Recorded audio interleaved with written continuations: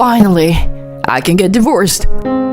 Yes, now we can walk together openly. I can't wait to see my grandchild's face. They appeared to be triumphantly proud of themselves. Just divorce me already, Reese. To my husband, who was acting all high and mighty, I revealed a certain fact. Actually, I have something I want you to see. As I said that and showed them something, their faces turned pale in an instant. My name is Reese, a 34-year-old office worker. I recently got married to a man named Hector. We met through our companies, which were business partners. And as a representative of our respective companies, we got to know each other. Being the same age, we naturally became closer. Once this work settles down, how about going out for a meal together? He invited me like that. And it became the starting point for our friendship. After that, we often went out for drinks or meals together. We started meeting up on our days off as well. And he confessed his feelings to me, and our relationship started. He was a reliable man who took the lead, and I had come to rely on him. And as our relationship progressed smoothly, he proposed to me. I want you to be my side forever. Please marry me. Yes, gladly.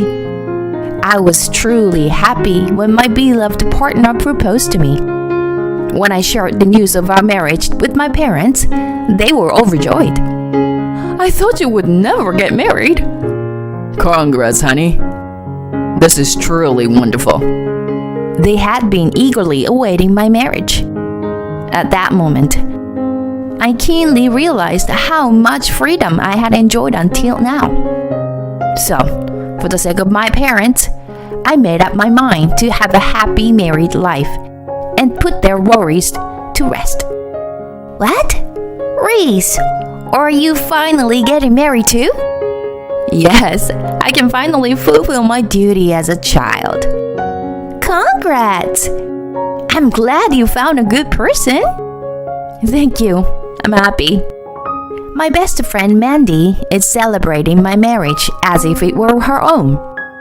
Mandy got married 4 years ago, and like my parents, had been eagerly awaiting my marriage. So I was really glad that I could share the news with her. Come to the wedding, okay? Yes, of course. I'd like to meet your fiancé beforehand, you know. I need to see with my own eyes if he's the one who can truly make you happy. Thanks. Then let's go out for drinks together next time. Smiling at my excited best friend, I went out for drinks with her and my partner on another day. Mandy quickly accepted Hector, and it didn't take long for them to become comfortable with each other. Hector, please take care of Reese. Yeah, count on me. I will definitely make her happy. While watching my best friends exchange words, I couldn't help but feel a little embarrassed. A few months later, Hector and I had our wedding ceremony.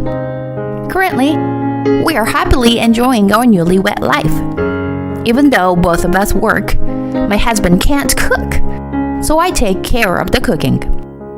In return, he takes care of cleaning and laundry. We manage to maintain a happy newlywed life by balancing our responsibilities. On our days off, we went on drives together or enjoyed watching movies at home, creating enjoyable memories. Both my husband and I were busy with work, so it was great to have such fun activities on our days off. Whenever I cook, my husband always appreciates and enjoys the meal, expressing his gratitude. I truly think he's an amazing husband. For a while, we were living our happy newlywed life like that, and we started spending time with Mandy and her husband Ethan as well, as a group of 4. We went camping and had barbecues, creating many cherished memories. Since we were all the same age, it felt like we were back in school. A year had passed since our marriage, and I was surprised by how enjoyable married life could be. I had been so focused on work that I honestly thought marriage was optional. But living daily life with my husband brought me unparalleled happiness. However, it seemed that nothing is perfect. Around 3 years into our marriage, a small problem arose. It was the presence of my mother-in-law. Initially, my mother-in-law treated me normally, but recently, she has become quite cold towards me. Reese, when are you going to quit your job? Huh? I don't have any plans to quit my job. What? Don't play dumb with me. If you keep focusing on work, you won't be able to have children, you know? You're already behind schedule as it is. Wait, behind schedule? Yes. You are already in your mid-30s. Having a child at this point is going to be difficult. Anyway, hurry up and get me grandchildren. My mother-in-law suddenly started yelling at me like that. It happened when we were alone in the kitchen, cooking together. I was taken aback and couldn't say anything in response at a moment. And I was quite shocked. Is it true that I'm behind compared to others? Are people around me also seeing me that way? Is it abnormal not to have children at my age? I found myself lost in such thoughts. Now I can understand that my mother-in-law was just unreasonably angry at the time. But back then, I was shaken by her sudden blame. I ended up blaming myself. Am I just not good enough as a woman? Reese, what's wrong? You seem upset. Well, I actually talked to Hector's mother and I told Mandy about my mother-in-law. Oh, that sounds awful. How about you and your husband's mother? What's your relationship like? Well, it's pretty normal, I guess. To begin with, Ethan doesn't really visit his parents' place often, so I don't have to interact with them much. And they don't nag me about anything like that. I envy you. Reese, maybe you don't have to worry too much about it. Just brush it off and let it go. Besides, Hector has a high income, and you're working too. I envy you and your financial stability.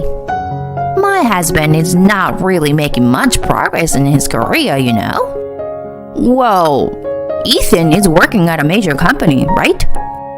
That's true, but his income is definitely lower than Hector's. Oh, is that so?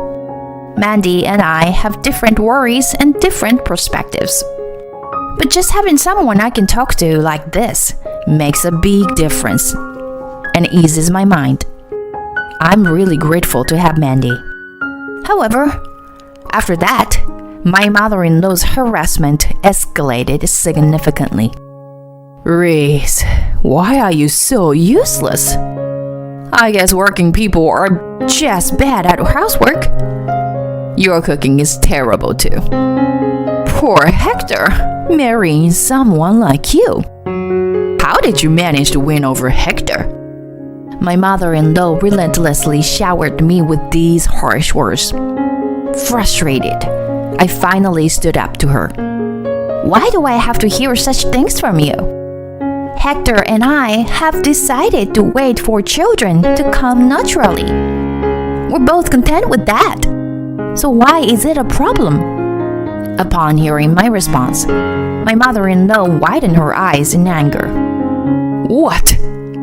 You, as a daughter-in-law, dare to defy your mother-in-law? Unbelievable.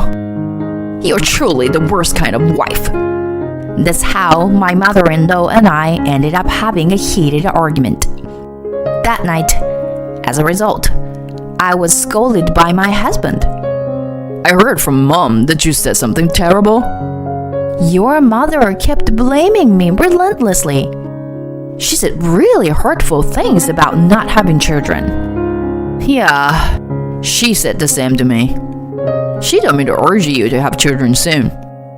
Reese, you need to try a lot harder. Excuse me?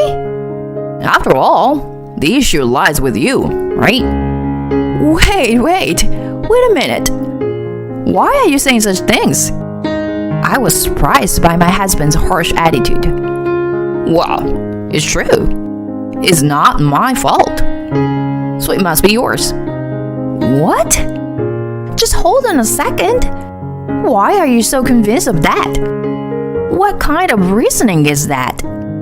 Well, anyway, please don't do anything that would upset Mom. I was taken aback by how my husband was blaming me. Until now, he had always been kind-hearted and never said such things, so I couldn't believe it. Since then, our relationship became quite strained. Moreover, recently, both my husband and I have been busy with work and haven't been able to have meals together often. With this fight happening amidst all that, it became difficult to repair our relationship. Lately, my husband seems to be avoiding me. He stays late at work and comes home late every day. Under such circumstances, it's impossible to even think about trying for a baby. My mother-in-law frequently contacts us through calls and messages, asking if we've had any success with conceiving. I was mentally exhausted from all of this, and I tried to reach out to my best friend for advice. However, it seemed like Mandy was busy with something and couldn't meet me. I'm sorry, but I've been really busy lately. Oh, I see. Well, that can't be helped then. I continued to accumulate more and more stress, and it became unbearable. In the midst of all that, I witnessed something unbelievable. What the? On that day, after finishing work, I had some shopping to do and was walking in the town. That's when I saw my husband. I found it strange because I thought he was at work, so I looked towards him with curiosity. And to my surprise, Mandy was walking next to him. I instinctively hid behind something and watched them with my eyes. Why were they together? That's what I wondered as I followed them. They went into a restaurant with an open terrace. There, I witnessed an even more shocking scene. To my astonishment, my mother-in-law was there. She spotted my husband and Mandy, waved her hand, and invited them to her table. I couldn't believe my eyes. Why was Mandy getting close to my mother-in-law? I was bewildered and didn't understand what was going on. But I realized that my husband and my best friend were keeping something from me. I felt that there must be something suspicious, so I decided to hire a private investigator to conduct an investigation. My husband continued to come home late every day and didn't communicate with me. And there was something else that bothered me. My mother-in-law stopped contacting me entirely. If I didn't know anything, I would have simply felt relieved. But witnessing the three of them together made me even more suspicious of the relationship between my husband and my best friend. And a few weeks later, the investigation results came out. As expected, my husband was having an affair with Mandy. Even more surprising facts were relieved. Mandy was pregnant. It was inconceivable. In other words, my husband had impregnated my best friend. I couldn't forgive them. My best friend and my husband betrayed not only me, but also her husband Ethan. And my mother-in-law probably sided with my best friend because she got pregnant, not me. They must have been planning to be together behind my back. If that's the case, I will make a move from my side. I called my husband into the living room, saying that we need to talk as soon as he came home. What is it? I'm tired. You're having an affair with Mandy, aren't you? Huh? Here. These are the evidence photos of your affair. I showed my husband the evidence photos. He seemed momentarily surprised, but quickly smirked. Well, if I've been caught, there's nothing I can do, huh? He said that and brought out divorce-related documents. Let's end this. Although my husband said it nonchalantly, it wasn't that easy to just separate like that. If we were going to break up anyway, I wanted to get revenge on them. Yes, let's get a divorce. But one condition. We involve lawyers and have a proper discussion with everyone present. My husband seemed reluctant, but he agreed. And on another day, with the involvement of lawyers, the 5 of us, myself, my husband, my mother-in-law, Mandy, and her husband Ethan, gathered for discussion. You should just agree to the divorce already. Yes, since Mandy is pregnant with Hector's child, there's no choice but to separate. Mandy and my mother-in-law were chatting happily like that. I learned something a while ago. Mandy's husband Ethan is infertile. That's why they were convinced that the child in their womb was my husband's. And they probably think that even if they have to pay some amount of compensation, it's just a minor setback. Finally, I can get divorced. Yeah. Now we can walk proudly together, Hector. I can't wait to see my grandchild's face. My husband, Mandy, and my mother-in-law were acting triumphant like that. So, Reese, just hurry up and get divorced. Seeing my husband acting all smug, I decided to enlighten him with a certain fact. Actually, there's something I want you to see. And when I show it to them, they turned pale. Oh, what is this? What does it mean? It was my mother-in-law who screamed. Mandy? Who is this man? Moreover, the man in this other photo is a different person. What's going on? What does all this mean? What I showed them were numerous pieces of evidence of Mandy's affairs. It turned out that my best friend wasn't just having an affair with my husband. She was involved with multiple men. With all this evidence, it's hard to say for sure if the child in your belly is Hector's, right? You! By the way, didn't I tell you how I was being pressured to have a child? Did I? Could it be that you're trying to make Hector believe that you're carrying his child when it's actually someone else's? Huh? That's crazy. I would never do something like that. Oh, really? But I remember how you were envious of the fact that Hector has a high income. If you could snatch him away from me, you could get a husband with a good salary. And on top of that, having a child would make you more favorable in Hector's mother's eyes, right? That's... Mandy was visibly shaking. Hold on, Mandy. Are you saying you've been deceiving us? Mandy, what's the truth?